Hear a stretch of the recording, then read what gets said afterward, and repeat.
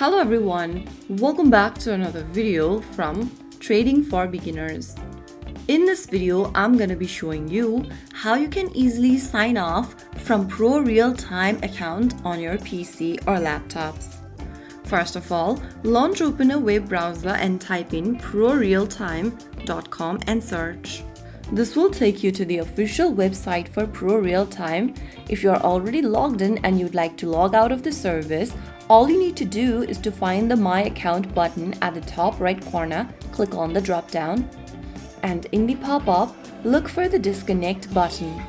After you click Disconnect, you'll be logged out or signed out of your ProRealTime website. So that is how it's super easily done. The interface on the mobile app and the website is a bit different, but it is quite easy.